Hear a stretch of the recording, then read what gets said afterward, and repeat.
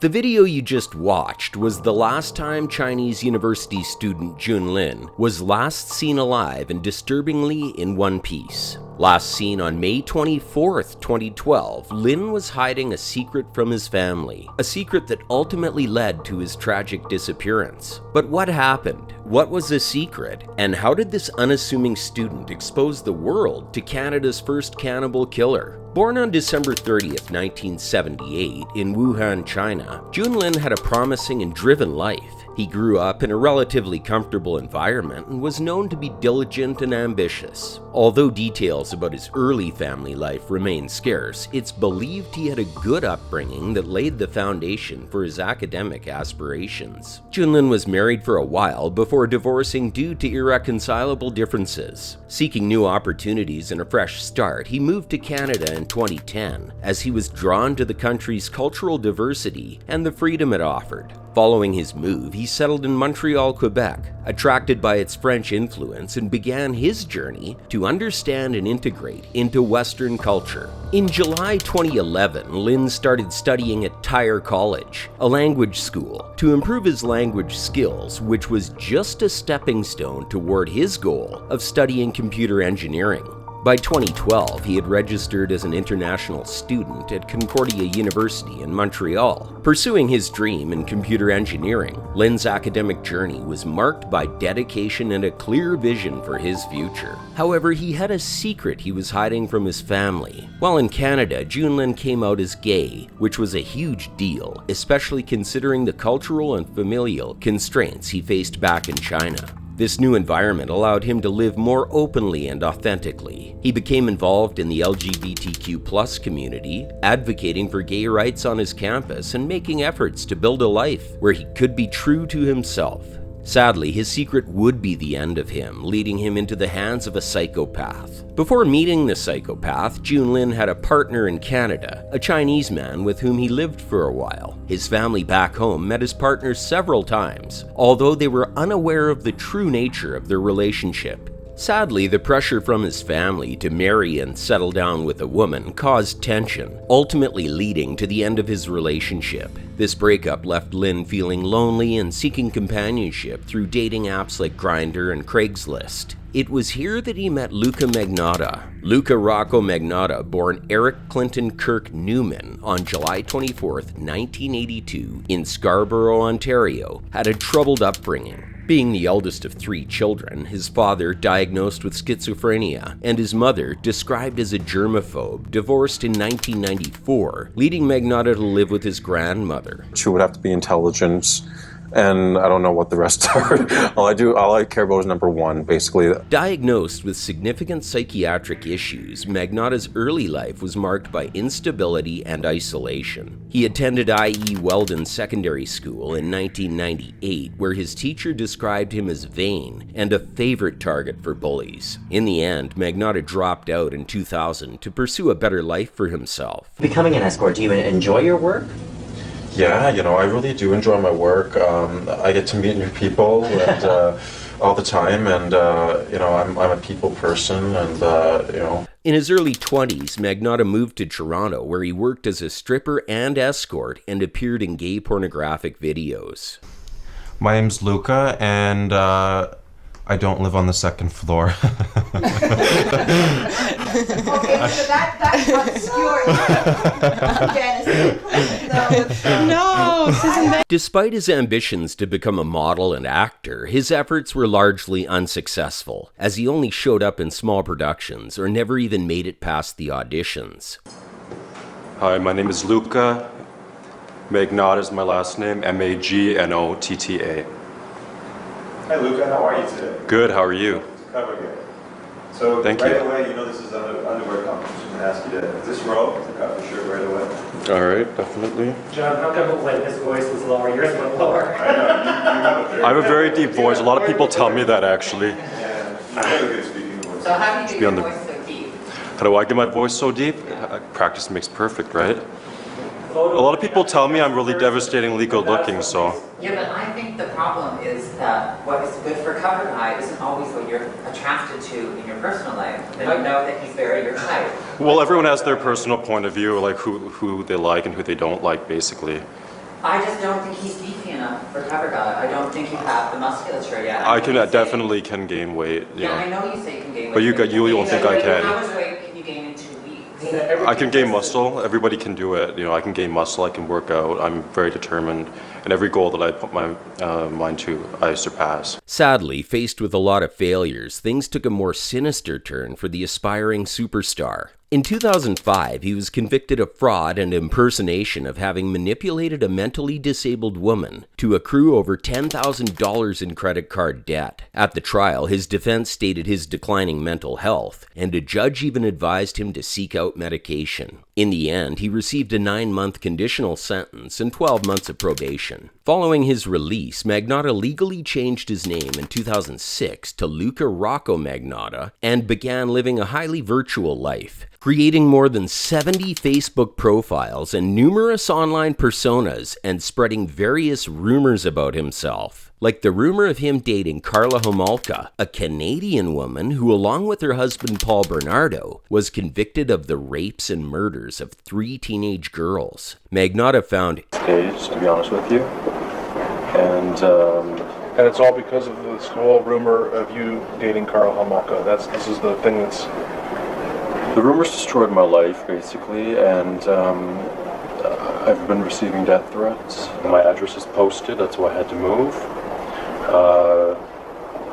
I want my Pomeranian back. It was taken out of my SUV. I'm about to have a nervous breakdown here. My reputation is completely ruined. Everybody said I want to set the record straight that me and her have absolutely no connection. I go in to see casting directors, I go in to see agents, they know who I am, it's all over everywhere. every opportunity to create a rumor so he could deny it and gain small-time notoriety. However, his online activities slowly became darker over time, and suddenly in 2010, he posted a video he named "One Boy, Two Kittens." In the video, Magnotta put 2 kittens in a plastic bag and used a vacuum cleaner to suffocate them. Following this, the internet erupted with anger, and soon a group called Find the Vacuum Kitten Killer for Great Justice was created and dedicated to identifying and bringing Magnotta to justice for his cruelty towards animals. At the time, Ryan Boyle, a former U.S. soldier, became the administrator of a Facebook group, and the group's members meticulously analyzed the video, using clues from the background and personal items visible in the footage to track Magnotta. The crazy part was that Magnotta was a part of the group under an alias and watched as they compiled detailed evidence, including photographic analysis and metadata, which they then presented to law enforcement. Despite their efforts, they initially struggled to get authorities to take their findings seriously, and as if to mock them, Magnotta posted more videos in which he fed kittens to pythons and continued to be cruel to them. Sadly, despite numerous warnings to authorities about his potential danger to humans, he continued his path of violence. So what happened on the night of May 24th, 2012? Well, it all started when rumors of a new video named "One Boy, One Pickaxe" began to circulate on the internet. Following this, Junlin responded to a Craigslist ad posted by Luke Magnotta. In the ad, Magnotta promised sex and BDSM, and the two agreed to meet at Magnotta's apartment on May 24th, 2012.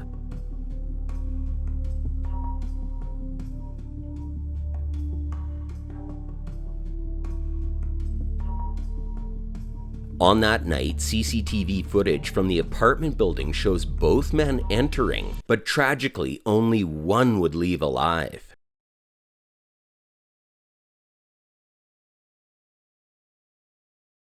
On that evening, Junlin sent a text message to his ex-partner, which would be the last time anyone would hear from him. The next day, when Lin failed to show up for work, suspicions arose as no one had heard from him in hours. But all was still normal until a video titled "One Lunatic, One Ice Pick" was uploaded to a website on May 25th, 2012. It was then that the horrifying truth started to unravel. See, the video depicted a naked male, later confirmed to be Junlin, tied to a bed frame and subjected to gruesome acts of violence, including being stabbed with an ice pick, dismemberment, being fed to a dog, cannibalism, and acts of necrophilia. And in a surprising twist, the man who committed these crimes was none other than Luka Magnotta. After the video surfaced, Junlin's friend became alarmed and went to the police. It was then that the nightmare took a much worse turn, as police soon found out that body parts, including a foot and a hand, were mailed to a political party headquarters in Canada and to an elementary school. This was it. Magnotta was a wanted man, and there was a manhunt for him. As the days rolled on, police later found evidence in Magnotta's apartment,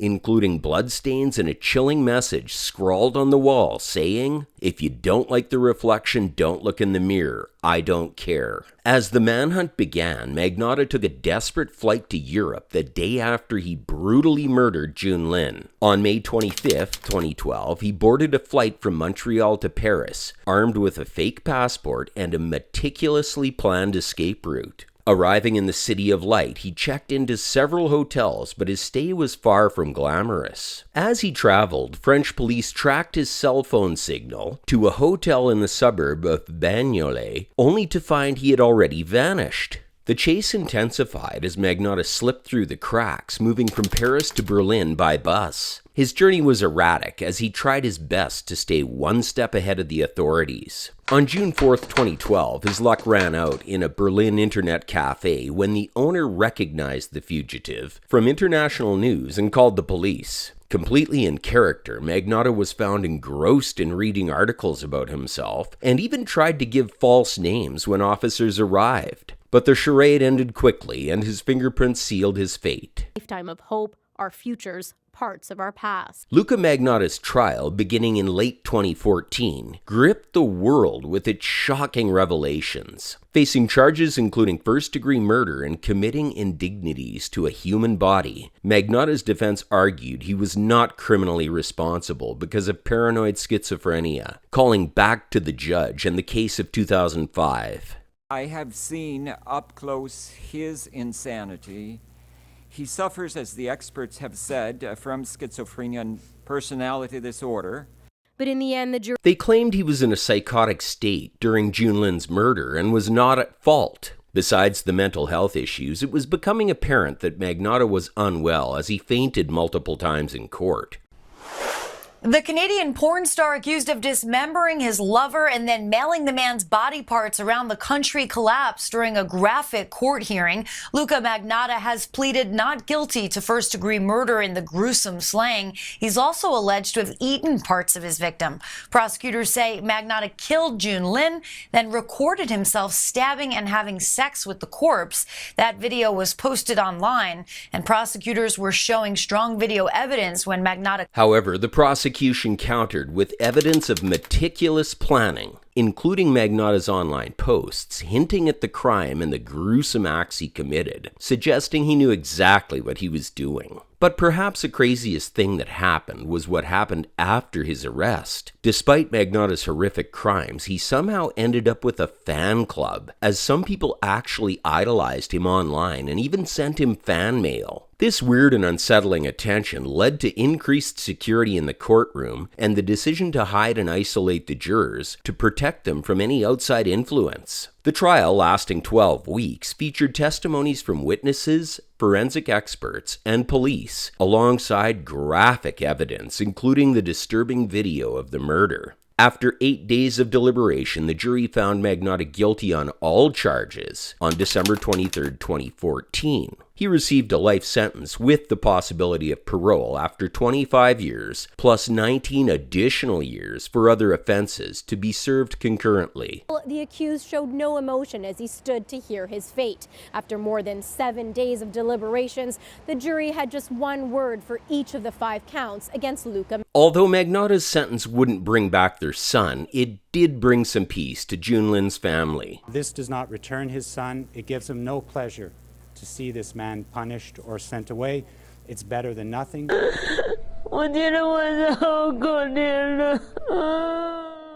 My poor dear boy. He was so passionate about life and about so many beautiful things. Why did his life have to end? Why did he have to suffer so much? Why was that brutal video put on the internet? What a disaster and huge. In the end, Magnotta initially appealed but withdrew it in February 2015 and is still at maximum security today. But what do you think? Was Magnotta a victim of an unchecked mental illness, or a man who shook hands with the devil to become famous? Let us know your thoughts in the comment section below, and if you liked the video, please give it a like and subscribe. Until next time, stay safe.